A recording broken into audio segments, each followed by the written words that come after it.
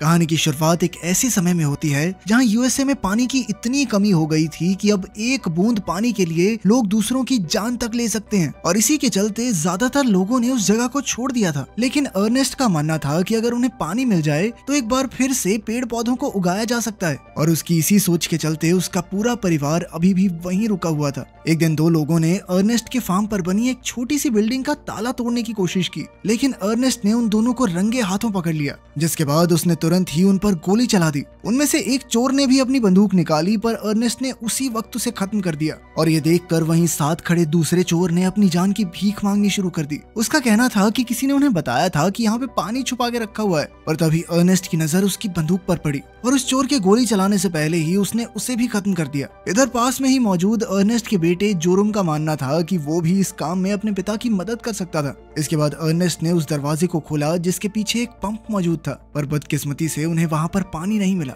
जिससे निराश होकर उन्होंने अपना सफर फिर से शुरू कर दिया। वहाँ से निकलकर वो लोग वाटरमैन से मिले, जो कुछ लोगों का ग्रुप था जो शहर के सभी लोगों को पानी बेचते थे, जिसे सरकार ने कई गहरे कुओं से निकाला था। वहाँ पहुंचकर अर्नेस्ट ने उन्हें कुछ सामान दिया, जिसके बदले में उन लोगों ने उसे थोड़ा सा पानी दिया। अर्नेस्ट अब काफी समय से इन लोगों को उसके फार्म तक पानी पहुंचाने के लिए मनाने की कोशिश कर रहा था, पर हर बार ये लोग उससे बहुत ज्यादा पैसे मांगते थे। रास्ते में वापस जाते वक्त अचानक से उनका खच्चर नीचे गिर गया, जिस वजह से उसे काफी चोट आई और उसके दर्द को खत्म करने के लिए अर्नेस्ट को मजबूरन उसे गोली मारनी पड़ी। और इधर जोरम को भी इस चीज का बहुत दुख था। वापस घर पहुंचने पर अर्नेस्ट की बेटी मैरी ने उन्हें खाना दिया, जिसके बाद वो मिट्टी से बर्तन धोने लग गई और इधर अर्नेस्ट रेडियो सुनने में और जोरम ड्राइंग करने में लग गया। वो लोग अक्सर अपना सारा दिन ऐसे ही बिताते थे, पर तभी अर्नेस्ट को एक जोर की आवाज आई और जब उसने बाहर जाकर देखा तो उसे पता चला कि मैरी छुपकर अपने बॉयफ्रेंड से मिलने गई थी। अगले दिन अर्नेस्ट और जोरम अपने खच्चर के बदले में सिम नाम के एक रोबोट को खरीदने के लिए सैम की ऑक्शन में पहुंचे, जहां उस रोबोट के लिए उनके साथ साथ सैम के बेटे फ्लेम ने भी बोली लगाई और एक कांटे की टक्कर के बाद आखिरकार अर्नेस्ट ने सिम को खरीद ही लिया। लेकिन अब उसके सर पर कर्जा और ज्यादा बढ़ गया था। इसके बाद वो लोग हॉस्पिटल में अर्नेस्ट की बीवी कैथरीन से मिलने के लिए पहुंचे, जो एक एक्सीडेंट के बाद से चल नहीं पाती थी और अब उसे चलने के लिए हॉस्पिटल की एक खास मशीन का इस्तेमाल करना था, जो बहुत ही ज्यादा महंगी थी। और अगर अर्नेस्ट और उसका परिवार कैथरीन को वापस ले जाना चाहता था तो उन्हें वो मशीन भी खरीदनी ही पड़ेगी। कैथरीन के साथ समय बिताने के बाद वो लोग वापस घर के लिए निकल गए, जहाँ रास्ते में उन्हें रॉबी और सूज अपने बच्चों के साथ दिखाई दिए। इसके बाद अर्नेस्ट और जोरम पेट्रोल पंप पर गए, जहाँ अपनी गाड़ी की टंकी भरवाने के बाद अर्नेस्ट ने थोड़ा सा पेट्रोल पी भी लिया, जिसके बाद वो रॉबी और सूज को पानी देने के लिए वापस उनके पास गया, जहाँ उन्होंने बताया कि वो अपने बच्चों को किसी और को देने की सोच रहे थे, क्योंकि वो उनकी जरूरतें पूरी नहीं कर सकते। पर अर्नेस्ट ने उन्हें ऐसा ना करने को कहा। थोड़ी देर बाद उनके फार्म पर फ्लेम आया, जो असल में मैरी का बॉयफ्रेंड भी था, और वो आज अर्नेस्ट से सिम को उधार लेने आया था, जिसके लिए वो पैसे देने को भी तैयार था। पर अर्नेस्ट को उसकी जुबान पर भरोसा नहीं था और इसी बात से गुस्सा होकर फ्लेम वहाँ से चला गया और उसने जाते वक्त अर्नेस्ट को धमकी भी दी। उधर अगली बार जब अर्नेस्ट उस वाटरमैन से मिला तो सिम की वजह से उनके बीच में अच्छी बातचीत शुरू हो गई, जिसके बाद वो लोग उसके फार्म तक पानी पहुंचाने के बारे में भी सोच रहे थे और इसीलिए अर्नेस्ट ने अपने फार्म पर एक कुआं खोदना भी शुरू कर दिया ताकि वाटरमैन उसकी जांच कर सके। वापस घर जाते वक्त उनकी नजर फ्लेम पर पड़ी, जो काफी तेज रफ्तार से जा रहा था। घर आकर अर्नेस्ट ने देखा कि उनका रोबोट सिम तो गायब हो चुका था और अर्नेस्ट को शक था कि इसके पीछे फ्लेम का ही हाथ है और इसीलिए वो तुरंत उसके पिता सैम से मिलने पहुंच गया, जिन्होंने उसे बताया कि फ्लेम तो सुबह से पहाड़ों पे घूमने गया हुआ है। असल में अर्नेस्ट का फार्म एक वक्त पर सैम का हुआ करता था और इसीलिए फ्लेम की नजर हमेशा अपनी खोई हुई चीजों पर रहती थी। थोड़ी देर बाद जब अर्नेस्ट पहाड़ों पर छानबीन करने गया तो अचानक किसी ने उसे मुक्का मारकर बेहोश कर दिया और जब उसकी आंख खुली तो उसने देखा कि वाटरमैन गैंग ने उसे घेरा हुआ था, जिनका आरोप था कि अर्नेस्ट ने सिम का इस्तेमाल करके उनका सामान चोरी किया है। अर्नेस्ट ने उन्हें कई बार समझाने की कोशिश की, पर उनके लीडर केलब ने उस पर हमला कर दिया, जिसके बाद उनके बीच में लड़ाई शुरू हो गई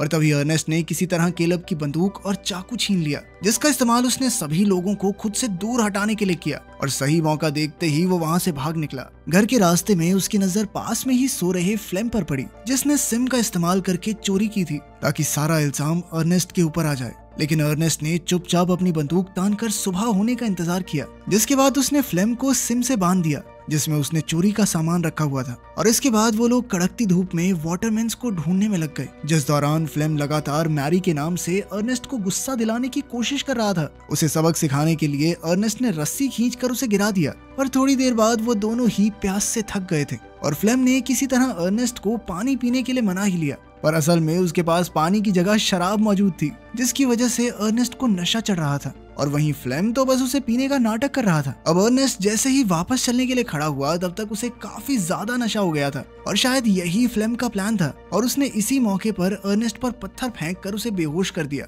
बेहोशी की हालत में अर्नेस्ट को कैथरीन के एक्सीडेंट के सपने आ रहे थे जो उसकी शराब की लत की वजह से ही हुआ था। और जब अर्नेस्ट को वापस होश आया तो फ्लेम ने उसके मुंह में फिर से शराब डालना शुरू कर दिया। इस बात पर वो बहुत चिल्लाया, बहुत मना करने की कोशिश की, लेकिन फ्लेम नहीं माना। इसके बाद फ्लेम मैरी से मिलने के लिए उनके फार्म पर पहुंचा और उसे देखकर वो बहुत खुश हुई। और वहीं जोरुम को अपने पिता की चिंता हो रही थी और इसीलिए वो उन्हें ढूंढने निकल गया। रात होने के बाद उसकी नजर सिम पर पड़ी जो उस वक्त वाटरमैन्स के अड्डे के पास खड़ा था और वहां पहुंचकर उन्होंने उसे बताया कि सिम के साथ हुए एक हादसे में अर्नेस्ट की मौत हो चुकी है। अंतिम संस्कार के दिन मैरी वापस आई और दोनों भाई बहन काफी देर तक रोते रहे, जिसके बाद वो दोनों अपनी माँ को ये खबर देने के लिए हॉस्पिटल गए जहाँ फ्लेम उन्हें लेने के लिए आया। और वापस घर आने के बाद जोरुम ने गुस्से में सिम को तोड़ना शुरू कर दिया और तभी फ्लेम ने उसे रोककर समझाना शुरू कर दिया। उसने मैरी से शादी करने का वादा किया और कहा कि इस नाते अब मैं इस परिवार का मुखिया हूँ और तेरी बहन प्रेग्नेंट भी है छोटे, तो उसका थोड़ा ध्यान रखियो, ठीक है। फ्लेम ने फार्म के लिए काफी कुछ सोचा हुआ था और जोरुम ने उसे अपनी मर्जी से काम करने की इजाजत भी दे दी। उसी दिन फ्लेम कुछ सामान लेकर केलब से मिलने गया और उसने उस सामान के बदले केलब को एक पाइप उसके फार्म तक डालने को कहा, जिसके लिए पहले तो केलब ने मना कर दिया। पर जब फ्लेम ने उसे याद दिलाया कि अर्नेस्ट की लाश के पास उसकी बंदूक और चाकू मिला था तो डर के मारे केलब इस बात के लिए तैयार हो गया। कुछ दिनों बाद फार्म में अब एक नया हैंडपंप लग गया था और अब फ्लेम ने फसल उगाने के लिए दिन रात मेहनत करना शुरू कर दिया। और कुछ हफ्तों बाद जमीन में एक पत्ते को देखकर जोरुम हैरान हो गया और देखते ही देखते पूरे फार्म में फसल उगने लग गई। और इसी खुशी को मनाने के लिए मैरी और फ्लेम ने शादी करने का फैसला किया, जिसमें उन्होंने एक दूसरे के नाम का पहला अक्षर अपने अपने हाथ पर बनाया। पार्टी के दौरान फ्लेम शराब पीते हुए अर्नेस्ट की मौत के बारे में ही सोच रहा था। कुछ दिनों बाद सैम 2 आदमियों के साथ फ्लेम से मिलने के लिए आया। असल में अर्नेस्ट ने काफी कर्जा ले रखा था और वो चाहते थे कि फ्लेम उसकी भरपाई करे, पर फ्लेम ने अपनी बाइक की मदद से उन्हें भगाने की कोशिश की। पर तभी सैम ने घोड़े से नीचे उतरकर उसे समझाया कि अर्नेस्ट के सिवाय किसी के पास भी जमीन नहीं थी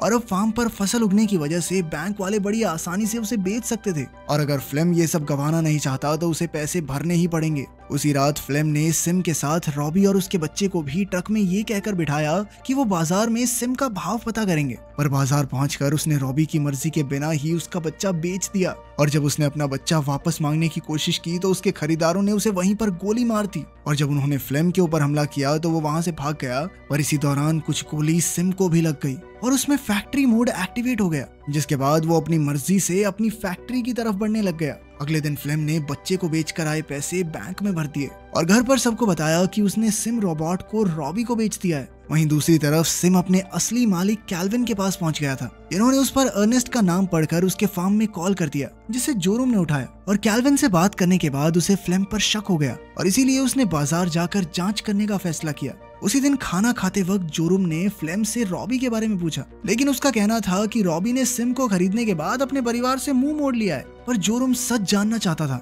और इसीलिए वो घर पर झूठ बोलकर बॉर्डर पार जाने के लिए निकल गया और बॉर्डर पर नाबालिग होने की वजह से उसे रोक लिया गया और तभी उसकी मुलाकात एना से हुई जो उसे पैसों के बदले में बॉर्डर पार करवा सकती थी, जिसके लिए जोरुम तुरंत तैयार हो गया और इसके बाद एना ने उसे एक मुर्गियों से भरे ट्रक में बैठा दिया और कुछ ही घंटों बाद वो ट्रक शहर में आ गया, जिसे जोरुम पहली बार देख रहा था। ट्रक से उतरने के बाद वो एक बार फिर एना से मिला जो उसे फैक्ट्री तक ले आई थी, पर एना ने उससे काम के लिए सिर्फ आधे पैसे ही लिए। इसके बाद जोरुम जाकर कैल्विन से मिला, जिसने उसे सिम के सारे फंक्शंस के बारे में बताया और साथ ही उसने बताया कि असल में सिम की आंखों में एक कैमरा लगा हुआ है जो कि हर समय सब कुछ रिकॉर्ड करता है और उसकी रिकॉर्डिंग को चलाकर कैल्विन ने जोरुम को अकेला छोड़ दिया और अपने पिता को एक बार दोबारा देखकर जोरुम काफी हैरान था। पर तभी उसने देखा कि उसके पिता का असली हत्यारा फ्लेम ही था और ये देखकर वो जोर जोर से रोने लग गया। उसी शाम कई सालों बाद पहली बार फार्म के ऊपर बारिश भी हुई और इधर वापस आने के बाद जोरुम ने फ्लेम के साथ बिल्कुल पहले की तरह ही बर्ताव किया और साथ ही उसे सिम के बारे में भी बताया जो अब गैराज में खड़ा था।